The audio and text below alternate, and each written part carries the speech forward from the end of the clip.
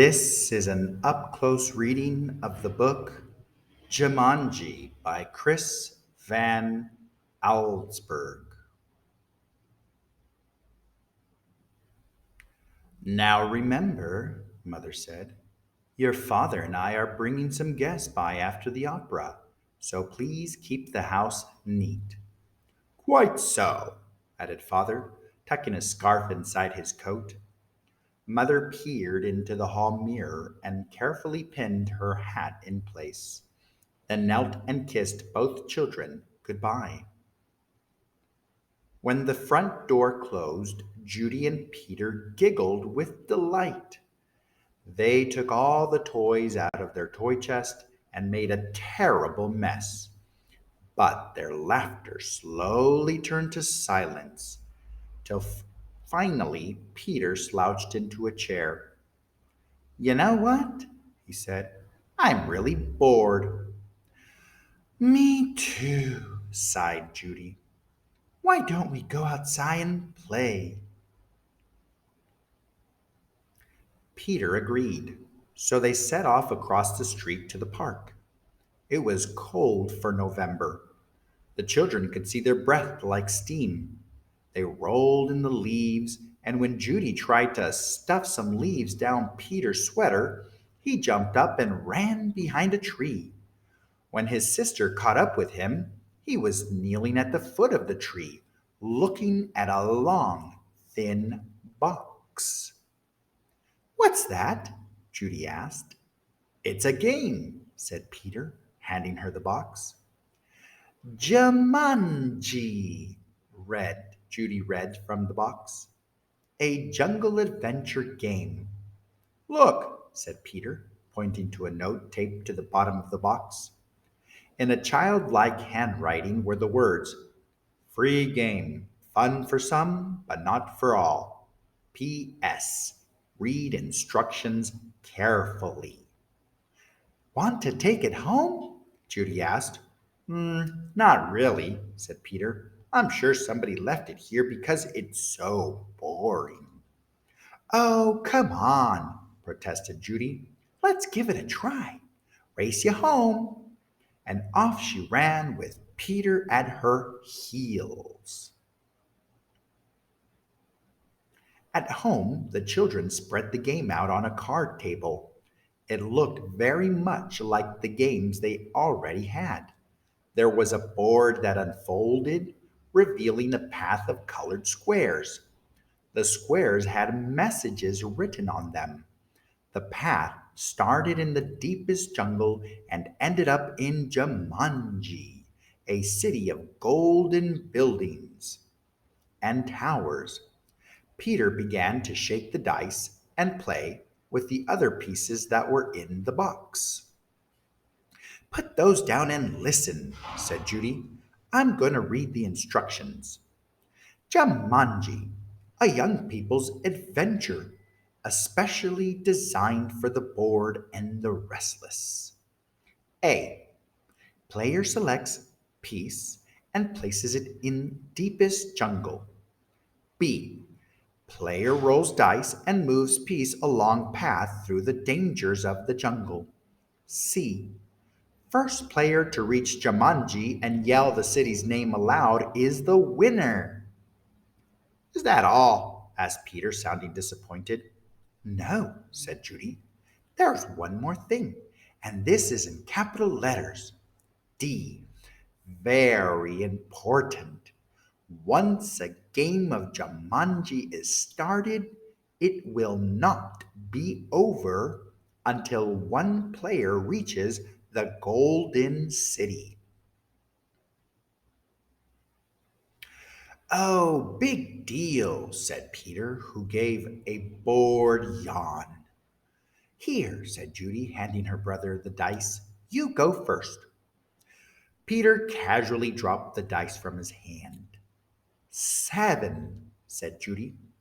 Peter moved his pieces to the seventh square. Lion attacks. Move back 2 spaces, read Judy. Gosh, how exciting, said Peter in a very unexcited voice.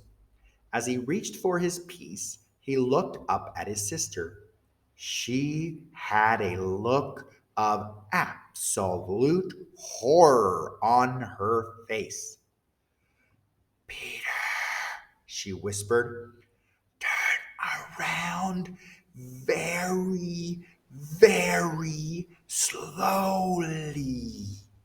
The boy turned in his chair. He couldn't believe his eyes. Lying on the piano was a lion, staring at Peter and licking his lips. The lion roared so loud it knocked Peter right off his chair. The big cat jumped to the floor. Peter was up on his feet, running through the house with the lion a whisker's length behind. He ran upstairs and dove under a bed. The lion tried to squeeze under, but got his head stuck. Peter scrambled out, ran from the bedroom, and slammed the door behind him.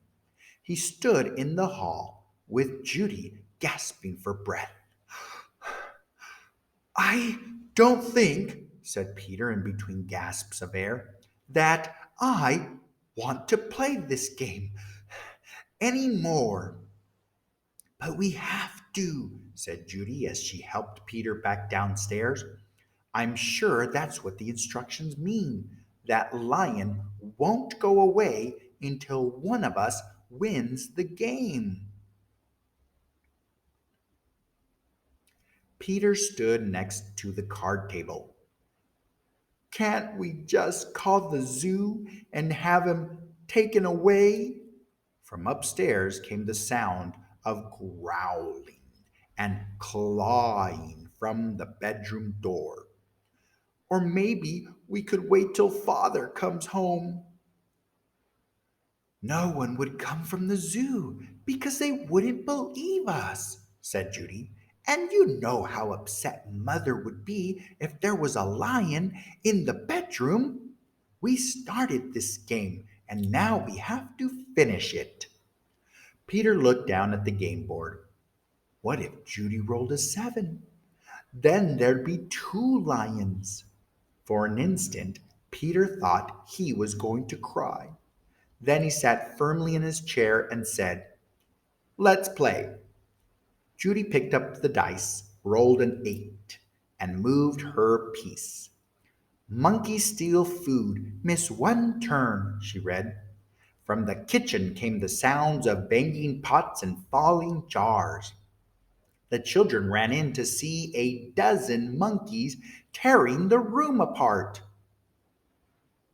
Oh boy, said Peter, this would upset Mother even more than the lion. Quick, said Judy, back to the game. Peter took his turn. Thank heavens he landed on a blank space. He rolled again. Monsoon season begins. Lose one turn. Little raindrops began to fall in the living room. Then a roll of thunder shook the walls and scared the monkeys out of the kitchen. The rain began to fall in buckets as Judy took the dice. Guide gets lost. Lose one turn. The rain suddenly stopped. The children turned to see a man hunched over a map. Oh dear, I say, spot of bad luck now, he mumbled.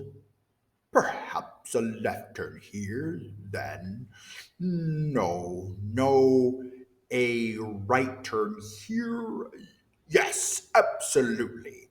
I think a right turn. Or maybe.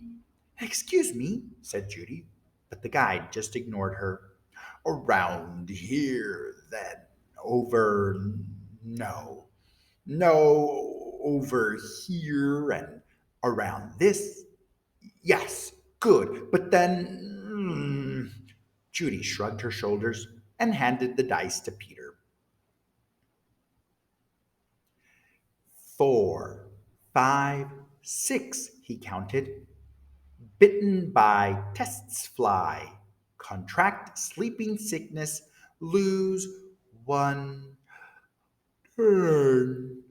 Judy heard a faint buzzing noise and watched a small insect land on Peter's nose. Peter lifted his hand to brush the bug away, but then stopped, gave a tremendous yawn, and fell asleep, his head on the table. Peter! Peter! Wake up! Cried Judy, but it was no use. She grabbed the dice and moved to a blank. She rolled again and waited in amazement. Rhinoceros stampede, go back 2 spaces. As fast as he had fallen asleep, Peter awoke. Together they listened to a rumble in the hallway. It grew louder and louder. Suddenly, a herd of rhinos charged through the living room and into the dining room, crushing all the furniture in their path. Peter and Judy covered their ears as sounds of splintering wood and breaking china filled the house. Peter gave the dice a quick tumble. Python sneaks into camp. Go back 1 space. Judy shrieked and jumped up on her chair. Over the fireplace, said Peter. Judy sat down again, nervously eyeing the 8-foot snake that was wrapping itself around the mantel clock. The guide looked up from his map, took one look at the snake, and moved to the far corner of the room, joining the monkeys on the couch. Judy took her turn and landed on a blank space. Her brother took the dice and rolled a 3. Oh no, he moaned. Volcano erupts. Go back 3 spaces. The room became warm and started to shake a little. Molten lava poured from the fireplace opening. It hit the water on the floor and the room filled with steam. Judy rolled the dice and moved ahead. Discover shortcut. Roll again. Oh dear, she cried. Judy saw the snake unwrapping himself from the clock. If you roll a 12, you can get out of the jungle, said Peter. Please, please, Judy begged as she shook the dice. The snake was wriggling his way to the floor. She dropped the dice from her hand. 1, 6, then another. Judy grabbed her piece and slammed it to the board. Jumanji! She yelled as loud as she could. The steam in the room became thicker and thicker. Judy could not even see Peter across the table. Then, as if all the doors and windows had been opened, a cool breeze cleared the steam from the room. Everything was just as it had been before the game. No monkeys, no guide, no water, no broken furniture, no snake, no lion roaring upstairs, no rhinos. Without saying a word to each other, Peter and Judy threw the game into its box. They bolted out the door, ran across the street to the park, and dropped the game under a tree. Back home, they quickly put all their toys away, but both children were too excited to sit quietly. So Peter took out a picture puzzle. As they fit the pieces together, their excitement slowly turned to relief and then exhaustion. With the puzzle half done, Peter and Judy fell sound asleep on the sofa. Wake up, dears, Mother voice called. Judy opened her eyes. Mother and Father had returned and their guests were arriving. Judy gave Peter a nudge to wake him. Yawning and stretching, they got to their feet. Mother introduced them to some of the guests, then asked, Did you have an exciting afternoon? Oh, yes, said Peter. We had a flood, a stampede, a volcano. I got sleeping sickness, and Peter was interrupted by the adults' laughter. Well, said Mother, I think you both got sleeping sickness. Why don't you go upstairs and put on your pajamas? Then you can finish your puzzle and have some dinner.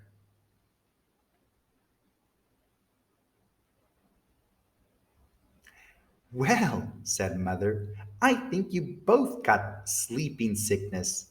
Why don't you go upstairs and put your pajamas on? Then you can finish your puzzle and have some dinner. When Peter and Judy came back downstairs, they found that Father had moved the puzzle into the den. While the children were working on it, one of the guests, Mrs. Budwing, brought them a tray of food. Such a hard puzzle, she said to the children. Daniel and Walter are always starting puzzles and never finishing them. Daniel and Walter were Mrs. Budwing's sons. They never read instructions either. Oh, well, said Mrs. Budwing, turning to rejoin the guests. I guess they'll learn. Both children answered, I hope so. But they weren't looking at Mrs. Budwing. They were looking out the window. Two boys were running through the park. They were Danny and Walter Budwing, and Danny had a long, thin box under his arm. The end. I hope you enjoyed my video. Please come back for more as I read other classic literature and you can practice pronunciating the words up close. Thanks again, and please don't forget to like and subscribe.